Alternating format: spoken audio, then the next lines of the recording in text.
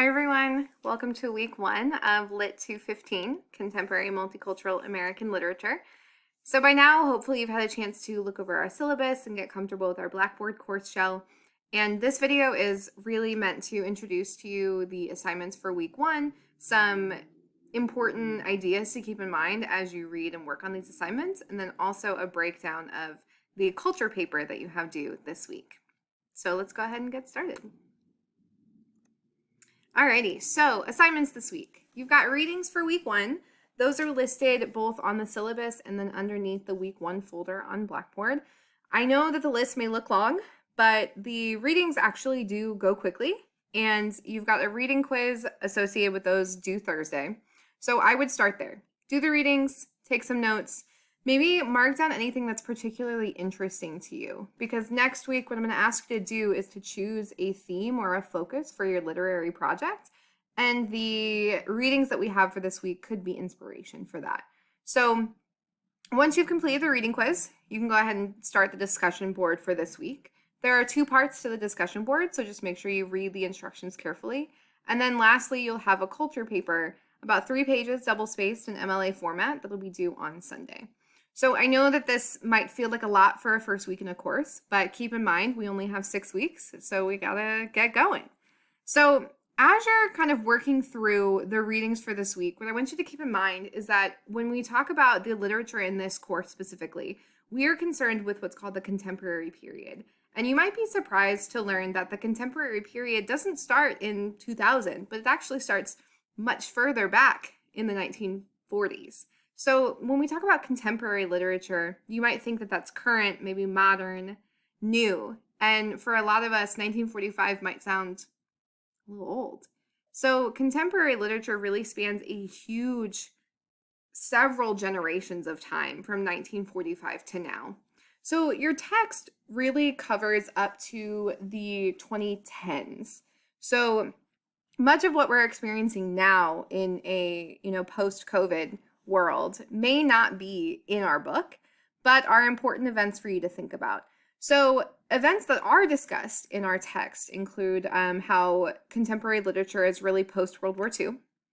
There was influence of course, the Civil Rights Movement, women's rights in the 70s, the Vietnam War and its aftermath, the importance of information and technology to our society, financial and economic impacts and recessions, then also major events and tragedies like 9/11, and other climate or natural disaster-based events like Katrina, hurricanes, earthquakes. I wonder too if we might even consider COVID to be not necessarily a natural disaster, but where would we put that really in this list of events? So the introduction to the readings, I've asked you to read just a couple pages that really discuss these events in detail. And I want you to think about, what would you add to this list? What events have you personally experienced?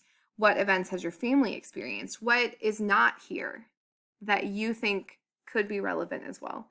So contemporary literature is very heavily influenced by these events. So keep them in mind.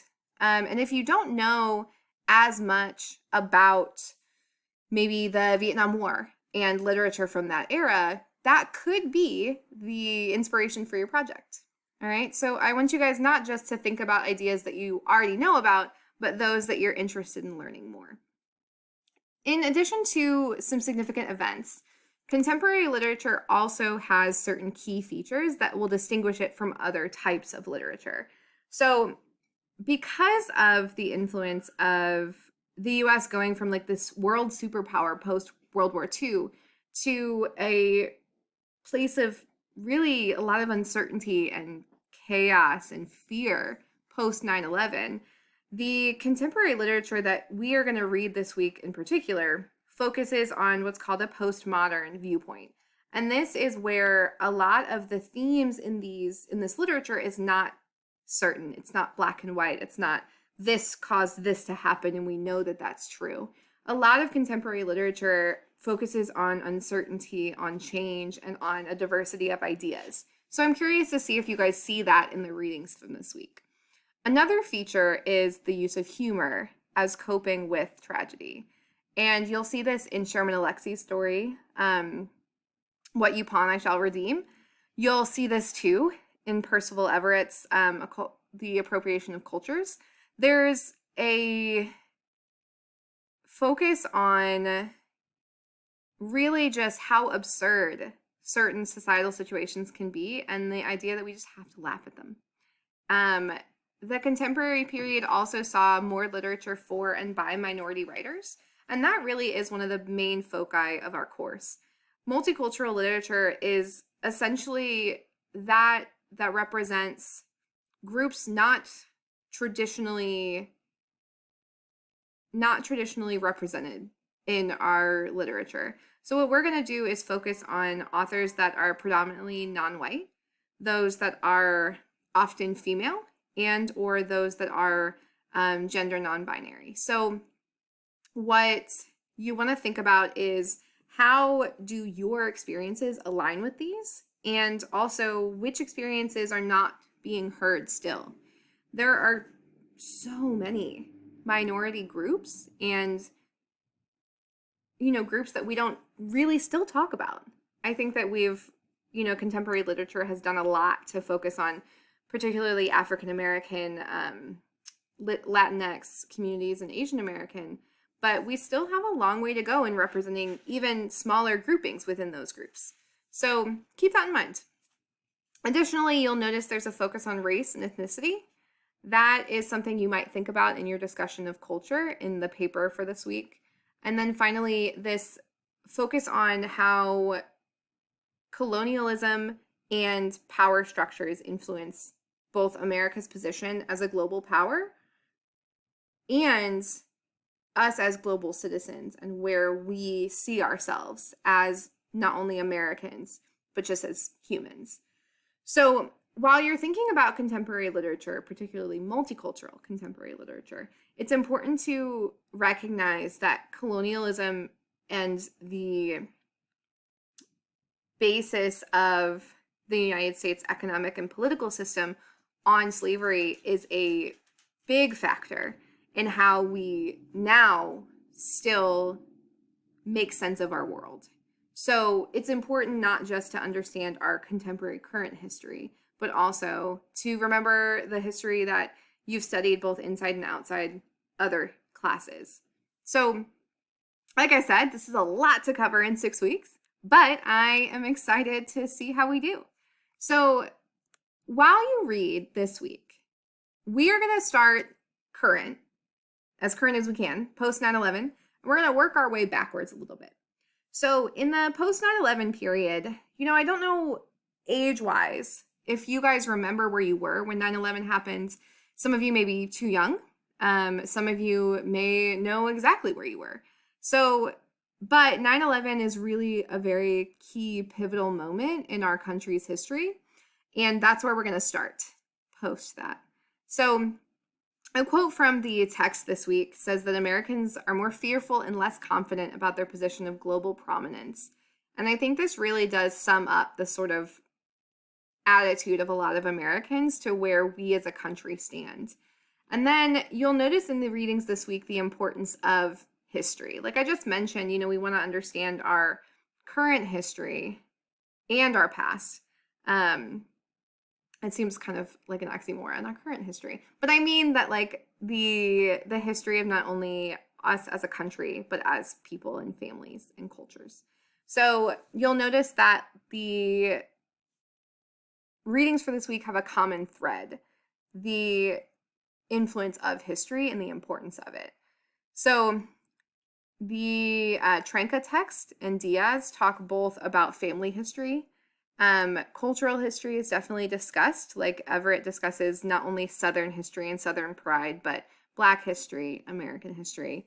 And then the Dimmock text is one of the first ones I want you guys to read, which kind of gives you like a national context to think about these things. So besides the importance of history, keep in mind that we don't really have a true definition of what culture means, what it means to be multicultural, what it means to be American. This is really questions that we're grappling with, and what it means to be both inside the majority and outside of it. So think about some questions that I have here. How do these experiences align or differ from your own? And in your opinion, what does it mean to be multicultural? What does it even mean to be cultural? Why is that important, and why is it something that we're still grappling with? And then consider, based on the history I've very briefly discussed here and others that you know, what events might have influenced each story that you're reading? And can you notice any common threads between them? So the texts that I've chosen for this week are really just a sampling of the post 9/11 texts. There are plenty others in your textbook and out there in the world. So I don't want you guys to think that these are either the most important or the only or the ones we should definitely focus on the most. All right. So this is just me trying to make a representative sample. Okay. So now that you're thinking about these ideas of what it means to be multicultural and why it's important and how our history has shaped who we are right now, one of your major assignments for this week is what I'm calling the culture paper.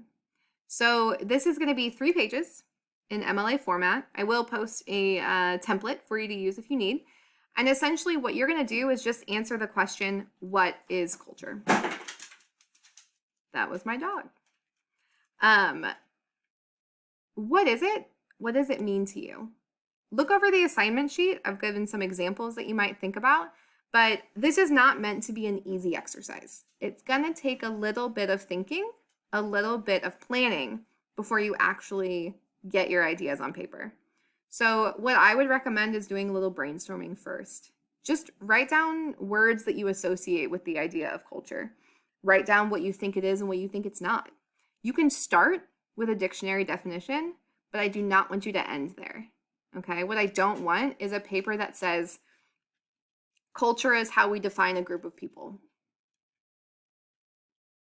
My response would be, and so what? So think about why it's important or how it's individual to you, okay? If you're struggling, if you need help, if you're not really sure how to do what I'm asking, please, please, please reach out to me by email. And then think about what you're gonna do next week. Next week, we're gonna move kind of back in time a little bit. We're gonna do some reading from the 80s and 90s. And then I want you to think about a theme or a focus for your literature project. The major assignment for next week is going to be what's called a project proposal. So it's just a couple pages where you write out, here's my theme, here's what I want to focus on, here's the question I think I'm going to answer. Maybe here's a couple readings I'm thinking about using, and then the project format you're going to use.